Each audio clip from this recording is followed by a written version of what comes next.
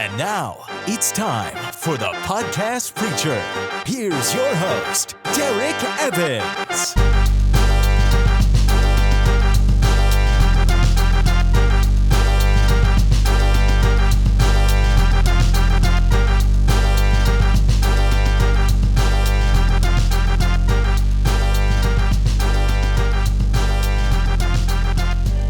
And we're live. It's Smarter San Diego. It's Derek Evans here, your host. And my special guest today is my good buddy, Rick Flanders. Rick, welcome to the studio. Thanks. Terrific to have you here to talk about the big question, right? Evolution versus creation. Some people will say this is just a debate between Christianity and atheism. Not true. Not true.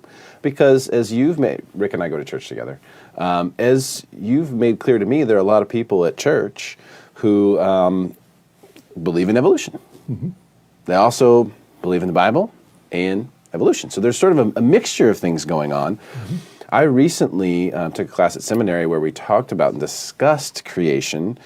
It was mostly in an apologetics setting. So the concept was to try to help people from atheism to theism, essentially.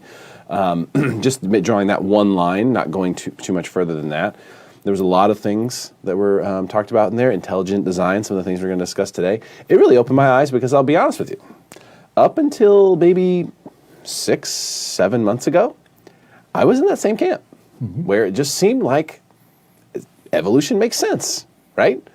The finches' beaks changed, right? The finches had different beaks. But listening to some Ray Comfort, taking classes at seminary really opened my eyes. So where do we begin this discussion, Rick? Well, I would begin at the beginning, which is that first of all, if you think about it, it's impossible that we're even here. It's impossible that we're having a conversation. You know, if we started at dirt, which everyone agrees, scientists, all religions agree that everything started as dirt. And somehow dirt became us. And it got to the point where we're having a conversation. So what I'm doing is I'm forming an image in my mind, and I'm using symbolic language to convert what I'm seeing in my mind into symbols, which are I'm moving my mouth, and those symbols are going through the air. They're going into your head. They're vibrating in my eardrums, right? Which is then being transferred into information in my brain, yeah. Which then I'm immediately saying it back to you. I mean, what we're doing right now is insane. That's the most complex thing in the universe. And so I'm an engineer. I do robotics, automation. Making a robot is a million times simpler than what we're doing right now. And so I think if people were to stop and think about the impossibility of their own existence, they would pause and reflect. But Rick, if given enough time, right? So this is where we need to look at Darwinism or Darwin's theory of evolution. And I just pulled this from Wikipedia just a few minutes ago, and I know that the actual theory is more complex than this, but let's just look at what this says here as quoted in Wikipedia. All species of organisms, this is basically describing what Darwinism is, all species of organisms arise and develop through the natural selection process, okay, of small inherited variations that increase the individual's ability to compete, survive, and ultimately reproduce. Also called the Darwinian theory or Darwinism, it originally included the broad concepts of transmutation of species. This is also referred to as a change of kind. So when you look at class, order, genus, species, kind, the change of kind or of evolution, which gained general scientific acceptance after Darwin published On the Origin of Species in 1859. So it was 1859 when this originally was accepted. So this is a long time ago. Science has come a long way since. I think that the understanding of God has come a long way since 1859. There's been a tremendous amount of discoveries. So when we look at this, we have to take it with a grain of salt to the extent that in 1859, things were a lot different. This was sort of a groundbreaking thing. What did Darwin do? Darwin observed birds on different islands who originated in the same place and then changed in the different places that they went to over long periods of time. Or that's what it appeared to be. And so, based on that, now what really happened though was their beaks changed. Right. They had different beaks. So what we have to realize here, and this is said, it's in bold, and by the way, I didn't put this in bold, Wikipedia put this in bold, Darwinian theory, okay? It's a theory that was based upon the changing of beaks of birds. So let's just know that that is where it began. Now, his theory is that change of kind, or transmutation of species, that because he witnessed that the beaks changed, which is an adaptation, that is not a change of kind, it's just an adaptation, which is different. The finches are still finches. But what he's saying, and in the Darwinian theory, is that the transmutation of species, or a change of kind, means that that bird will one day become an elephant, or that bird will one day become a rhinoceros, or whatever, a cat. That's what a transmutation of species is. That is what a change of kind means. That we have never been able to prove that that has ever happened. There's no evidence that that has ever happened, ever. However, the most theorized of this is the transformation of apes to humans. Right. But you provided us with this very interesting graphic here today, which says, in case you can't read it, because I know a lot of people see this on their phones, on the ape side, or the chimp side, it says there are millions of these. On the human end, it says there are millions of these. So where are the millions of these in between? That is the question. Right. Yeah, you would think that if we came from paramecium to human by a slow process, that all or many of the mutants in between would still be around, or there would be evidence of these mutants. Well, there's no evidence of mutants. You have chimpanzees, you have people. There are a few, that look intermediate, but they could be. It could be argued that they are on one side or the other. But I would expect the world to look kind of like the Star Wars bar. Remember the bar scene where you had all of these weird-looking creatures with all kinds of strange stuff going on, where you had all kinds of limbs and things that weren't fully functional, wings that wouldn't fly. And so where are all the wings that don't fly? Where are all the intermediate mutations? You have beautiful children born every day. They seem perfect, right? Yeah. There's every part of the child is useful. It has a purpose. So it appears that everything was designed with a purpose. When you look at the world, when you observe it, that's the conclusion one would have. I would think if you were just looking at the obvious. Well, it's so far we're just kind of touching on evolution, like the theory, and so the first thing you have to do is look at this theory that's sort of widely accepted, which is what we did in class. And you look at that theory and you go, okay, so this is a widely accepted theory. Is there any evidence for it? And so this is where myself, as an apologist, an evangelist, as someone who really is interested in the truth, I go, okay, well, what's the evidence for this? Is there any evidence that can we see evolution? Has it happened? Have we recorded it? And if you talk to scientists who are strong believers in evolution, they will say, yeah, we've done it in a petri dish. This bacteria has transformed into this, but the bacteria never became a human. It never became a rat. There was no change of kind. It's still bacteria. Yeah, the bacteria adapts. It can even mutate in certain situations, circumstances, but it never became something else, and that's the problem. So the theory says that something becomes something else eventually with enough time. The other problem with the theory is that, it's unobservable. So the scientific method says that we must be able to observe the changes in our theory in order for them to be lockstep with the scientific method. Because these things take place supposedly over millions and millions of years, it is therefore unobservable. So it does not fit the scientific method. So the most widely accepted theory of science does not meet the scientific method standards. So that was the first time that it was kind of like a light bulb for me, like, whoa, okay, so this is total hypocrisy. So that it's still a theory, and it's still, I mean, I guess you could technically say, well, it still could be possibly right. Okay, I guess maybe it just doesn't seem reasonable to think so based on the evidence that exists. And also, you have to realize that because the theories conflict and that there is no evidence, if this is something that you believe in, it is a belief. It is faith. It is not science. Science has not proven evolution. Science has actually proven that evolution has not been able to prove evolution. And the methods do not agree. So that was sort of the first aha for me, because I had always thought that this is what it was, that it just took enough time. All it needs is just millions and millions of years. We can't possibly comprehend that. And if we give enough time, eventually that dirt will become a human being, which will become an iPhone and cameras and all this stuff.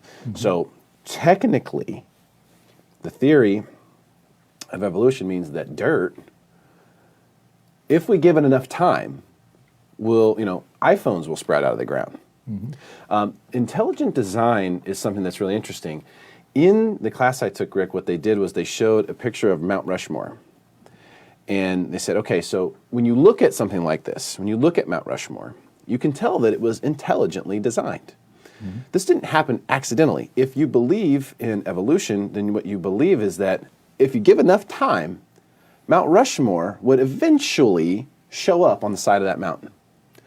And we all know that doesn't happen. What actually happens is, and they use the Sphinx as the example for this, over time, intelligent design gets destroyed. So if you leave enough time, if you leave your car, which is clearly has intelligent design, if I leave this laptop outside for millions of years, what's going to happen? It's just going to vanish. It's going to be destroyed slowly by the natural process. So not only does time not create these things, it actually destroys them. Right. And yeah, so over time, what we observe is things decay. Entropy. The universe is becoming more chaotic, not more ordered.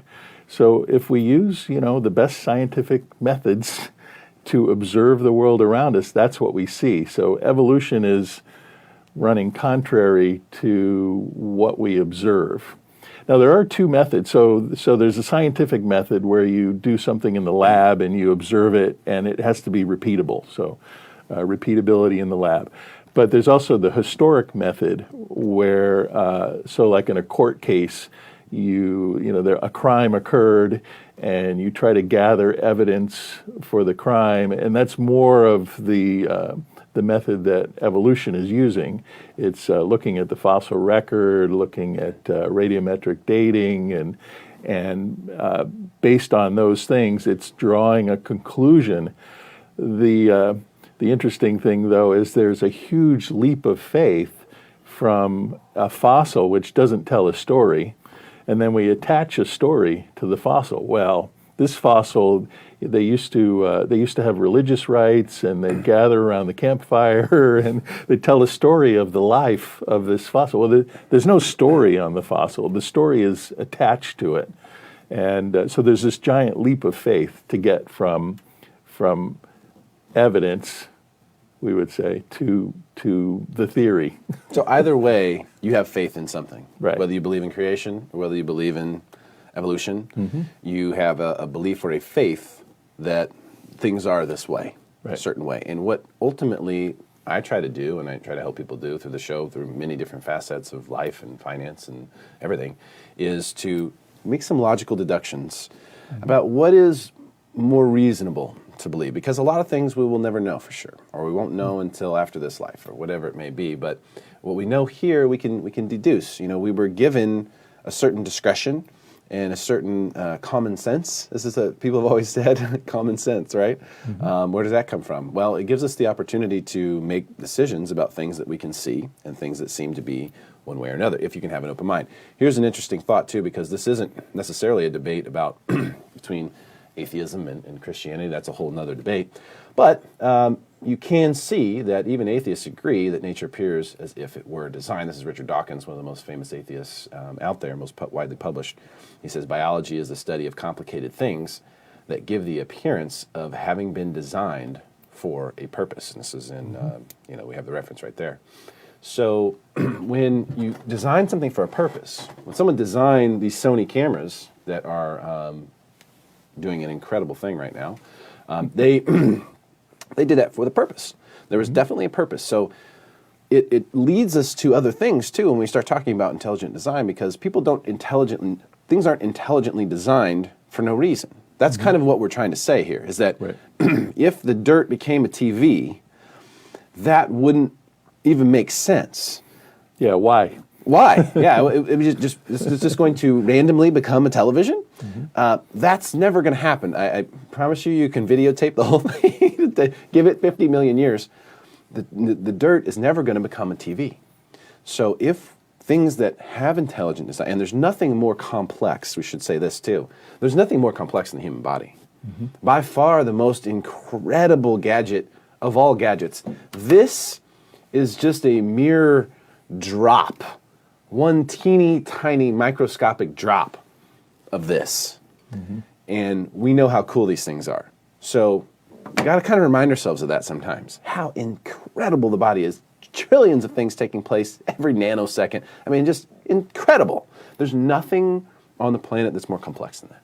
So if we take the most complex gadget that clearly appears to be intelligently designed, if the dirt can't turn into a TV or an iPhone, which is just a microscopic drop of that, how is it going to turn into us?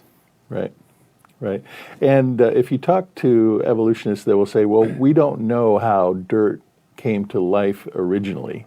So they call it abiogenesis. So they leave that question off the table generally. But that's like the biggest part of the whole thing is how do you get from dirt to the first living thing? And they say, once you get to the first living thing, then we're home free, right? Well, what would that dirt have to, like, what qualities? The dirt would have to be able to reproduce somehow, right? What other things? It would have to survive. It would have to live. Yeah, survive, reproduce. It would have to eat something, so it has to have a digestive system. A mouth organ of some sort, or, on day one. Yeah, where does the dirt get that? You don't just develop that, right? I mean, if we leave a piece of dirt in a box, is that going to happen one day? I mean, is that going to take place? Okay, so now let's say we put it out and we give it sunlight and do these different things. Is a mouth going to just appear one day in the dirt? To me, that seems to be the most unlikely of all possibilities. And that's why I was able to change my mind. Listen, hey, I'm all about figuring out what's real and what's the truth. If I see more evidence in one direction or another, that's the direction I'm going. So while I had this understanding and belief in the Bible and Jesus and Christianity, if you will, as it was, I call it Christianity, because Christianity has a whole bunch of baggage with it. But, that I can get on board with because of the evidence is so overwhelming. You can easily do that. But I felt like evolution made sense until, again, taking the deeper dive and looking at it and going, we really don't have any evidence for this. There actually is none. Yeah, I think people need to pause and think about it. Our lives go so quickly, and we have drama in our lives and all these things. But if you stop and think about it, drama is really complex. I'm frustrated about something in my life. The fact that dirt can be frustrated about something, is so impossible. And I think all humans inherently know that their existence is impossible, but they often try not to think about it. So in Romans 1, it talks about suppressing. Everyone knows the truth, that it's impossible that you're here. but they suppress this truth, and they start to put their faith in nature, that nature is our creator, not the creator. And so Romans 1 explains how this all happens, how people progress in their thinking about how is it that I'm even here? I think, therefore I am. It really should be, I think, therefore God must be. Yeah. We still don't know where thoughts come from. Yeah. Science complex. Does not understand how a thought originates. Science does not even understand what gravity is. Yeah. There's a lot of things that we don't understand in science that we right. think science understands, but when you dive deeper, they really don't know. So you can get a lot of different theories about where's memory stored in the brain. If you Google that, where's memory stored in the brain, you'll see there's a lot of different theories about it, because the truth is we don't really know. It almost appears as if memories are taken out of the air somehow, and almost as if there's some sort of vibration associated with these memories that we sort of access in some strange way. There's some really interesting theories out there about it, but it doesn't appear that our brain works like a hard drive, which is what a lot of people thought. Oh, it's just there's a little memory stick in there somewhere, and then that's where all the memories go. And as the stick gets old, they start to decay. Some of this, it doesn't work like that. That is for sure. So there's so many interesting things like that, but I can't get behind evolution because I just don't have any evidence, Rick. And ask the question, why? Okay, so dirt became us. Why? And if you ask people, they'll say, no reason. I was going to say, the dirt seems to be, how about this? No reason. To survive better. But wait a minute, the dirt survives much better, more easily than we do. Yeah. So it certainly wasn't for the survival, because that's the part of the theory of evolution. And in fact, if we go back to that, it says that the individual, all species of organisms arise and develop through the natural selection of small inherited variations that increase the individual's ability to compete, survive, and reproduce. Well, the dirt didn't have any trouble with that. It never has, as far as I know. Dirt does great. Doesn't need to. It survives really well. It does really, really well.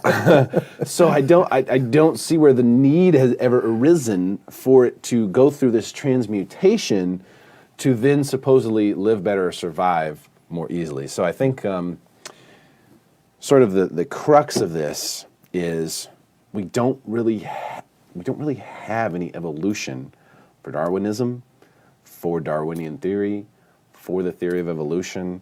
It's actually, impossible, according to the scientific method, to observe this theory, so it will forever remain a theory.